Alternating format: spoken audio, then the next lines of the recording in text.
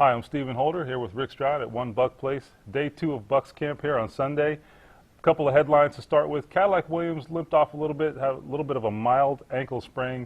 Does not appear to be too serious, according to Coach Raheem Morris. Says he's going to be day-to-day. Good news on the field. The offense certainly a lot more crisper today than on Saturday. We saw a lot of drop balls on Saturday. We saw a lot of bad timing, I think, at the passing game. But certainly today they were definitely more in sync. We also saw the defense get their hands on quite a few balls. So I think both sides really going after each other today. And I think Gerald McCoy really stood out a little bit, I thought, getting after the offensive line and shooting the gaps pretty well today. But really, one of the things we want to talk about a little bit more in depth is just the situation with Barrett Ruud's contract. He hasn't really had a whole lot to say since Donald Penn got his contract extension on Friday or Saturday morning.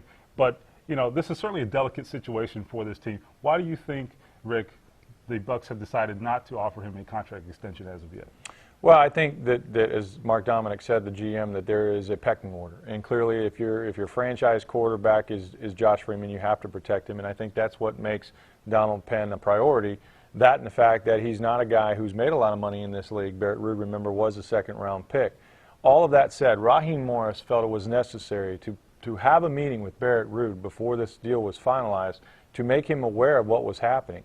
And so I think that alone shows that the Bucs are worried about his feelings and that there might be an issue there. Certainly Barrett's a guy that held out a year ago in OTAs, but he signed his tenure. He was here every day. And I think, Stephen, you can correct me if I'm wrong, but you know, last year for 10 weeks he looked like a drag-down linebacker, and I think there are reasons for that, starting with the defensive scheme they were trying to play. But for 6 weeks he looked like a very serviceable, above-average linebacker. But he still led this team in tackle for 3 seasons, and he's still a guy that's looking for a big payday.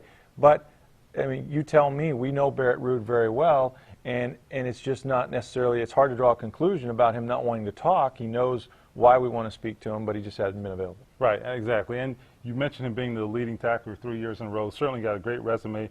I do think there's a little bit of, just maybe a little bit of uncertainty about him and whether they want to make that 5-6 year commitment to him, because there was that disparity last year. So I think really it's probably going to boil down to him having to confirm their thoughts about him this year, and that's pretty much where he is, I believe.